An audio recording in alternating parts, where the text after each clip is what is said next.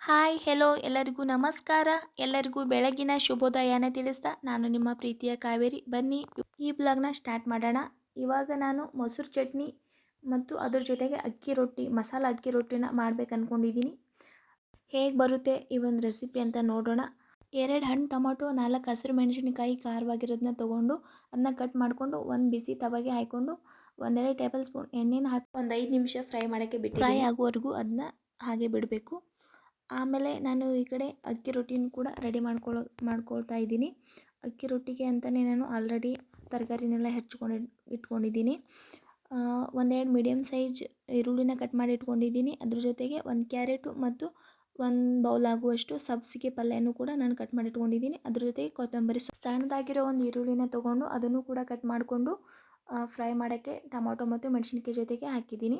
ಒಳ್ಳೆ ಘಮ ಬರೋವರೆಗೂ ಟೊಮೊಟೊ, ಮೆಣಸಿನ್ಕಾಯಿ ಮತ್ತು ಈರುಳ್ಳಿ ತಿರುತ್ತಾನೆ ಇರಬೇಕು.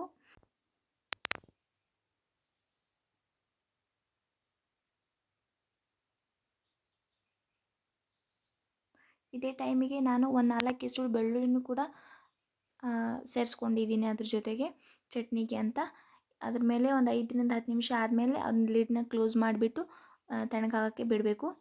ಈ ಕಡೆ 1 ಬೌಲ್ ಆಗುವಷ್ಟು ಅಕ್ಕಿ ಹಿಟ್ಟನ್ನ ತೊಗೊಂಡಿದ್ದೀನಿ. ಕಟ್ ಮಾಡಿ ಇಟ್ಕೊಂಡಿರೋ ಈರುಳ್ಳಿ, ಸಬ್ಸಿಗೆ ಸೊಪ್ಪು ಮತ್ತು ಕ್ಯಾರೆಟ್ನ ಅದ್ರ ಜೊತೆ ಚೆನ್ನಾಗಿ ಮಿಕ್ಸ್ ಮಾಡ್ಕೋಬೇಕು. ಚೆನ್ನಾಗಿ ಮಿಕ್ಸ್ ಮಾಡ್ಕೊಂಡಿರೋದ್ರಿಂದ ಎಲ್ಲ ತರಕಾರಿನೂ ಒಂದೇ ಕಡೆ ಸಿಗೋದಿಲ್ಲ.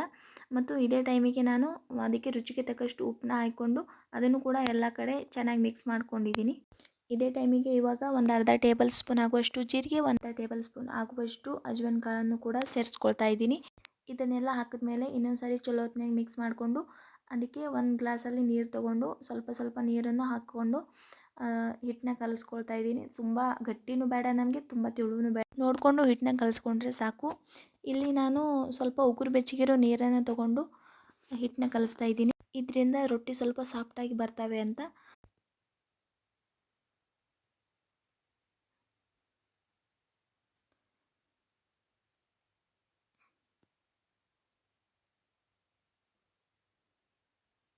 ಇವಾಗ ಹಿಟ್ಟೆಲ್ಲ ಕಲಸಿದಾಯಿತು. ಇವಾಗ ಅದನ್ನ ನಾನು 1-2 ನಿಮಿಷ ಒಂದು ಪ್ಲೇಟ್ನ ಮುಚ್ಚಿಬಿಟ್ಟು ಇಡ್ತಾಯಿದ್ದೀನಿ.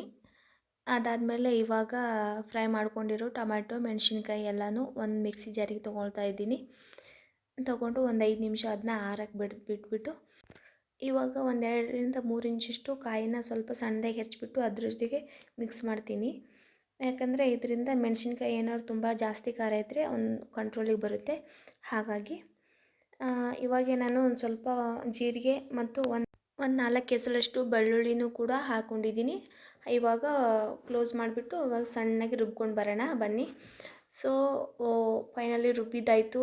ಇವಾಗ 1-2 ಸ್ಪೂನು ಗಟ್ಟಿಯಾಗಿರೋ ಮೊಸರನ್ನು ಕೂಡ ಅದರ ಜೊತೆಗೆ ಸೇರಿಸಿ ಮೇಲೆ ಕೊತ್ತಂಬರಿ ಸೊಪ್ಪನ್ನು ಕೂಡ ಹಾಕ್ತಾಯಿದ್ದೀನಿ. ಸೊ ನಾನಿಲ್ಲಿ ಮೊಸರು ಕೂಡ ಹಾಕಿರೋದು ಮೊಸರನ್ನು ತೊಗೊಂಡಿದ್ದೀನಿ, ಯಾಕೆ ತುಂಬ ಹುಳಿ ಇರೋದಿಲ್ಲ ಅಂತ. ಸೊ ಪ್ಯಾಕೆಟ್ ಮೊಸರಾದರೆ 1 ಸ್ಪೂನ್ ಹಾಕಿ ಸಾಕು. ಈ ಕಡೆ ಹಿಟ್ಟು ಕೂಡ ತುಂಬ ಹದವಾಗಿ ಬಂದಿತ್ತು, ಹಾಗಾಗಿ ನಾನು ಗಾಲಿ ಮಾಡ್ಕೊಳ್ತಾ ಇದ್ದೀನಿ. 2 ಗಾಲಿನ ಬನ್ನಿ ಇವಾಗ ರೊಟ್ಟಿನ ಬಡಿಯೋಣ, ಹೇಗೆ ಬರ್ತವೆ ಅಂತ ನೋಡೋಣ ಫೈನಲಿಯಾಗಿ. ನೀವು ಕೂಡ ನಿಮ್ಮ ಮನೇಲಿ ಯಾವ ರೀತಿಯಾಗಿ ರೊಟ್ಟಿ ಮಾಡ್ತೀರಾ ಅಂತ ನನಗೆ ಕಾಮೆಂಟ್ ಬಾಕ್ಸಲ್ಲಿ ತಿಳಿಸಿ. ಸೊ ಇನ್ನೂ ಚೆನ್ನಾಗಿ ಮಾಡೋರಿದ್ದರೆ ನಾನು ಕೂಡ ನೋಡಿ ಕಲ್ತ್ಕೋಬೋದು. ಇಲ್ಲ ಇದು ವಿಡಿಯೋ ನಿಮಗೆ ತುಂಬ ಹೆಲ್ಪ್ಫುಲ್ ಆಗಿರುತ್ತೆ ಅಂದರೆ ನೀವು ಕೂಡ ಒಂದು ಸಾರಿ ಕೊನೆವರೆಗೂ ನೋಡಿ ಟ್ರೈ ಮಾಡಿ. ಓಕೆ, ರೆಡಿ ಆಯಿತು. ಇವಾಗ ಏನು ಊಟ ಒಯ್ದು ಕೊಡೋದೇ ಅಷ್ಟೇ. ನೋಡೋಣ ಏನು ಕಮೆಂಟ್ ಮಾಡ್ತಾರೆ ಅಂತ. ಸೊ ಈ ವಿಡಿಯೋ ನಿಮಗೆ ಇಷ್ಟ ಆಗಿದ್ದರೆ ನೀವು ಕೂಡ ಒಂದು ಸಾರಿ ಟ್ರೈ ಮಾಡಿ ನೋಡಿ. ವಿಡಿಯೋ ನಿಮಗೆ ಇಷ್ಟ ಆಗಿದ್ದರೆ please like, share and comment ಮಾಡಿ. ಬೇಗ ಹೋಗಿ ಸಬ್ಸ್ಕ್ರೈಬ್ ಮಾಡ್ಕೊಳ್ಳಿ ಅಂತ ಹೇಳ್ತಾ ಈ ಒಂದು ವಿಡಿಯೋನ ಇಲ್ಲಿಗೆ ಎಂಡ್ ಮಾಡ್ತಿದ್ದೀನಿ. ಓಕೆ, ಬಾಯ್.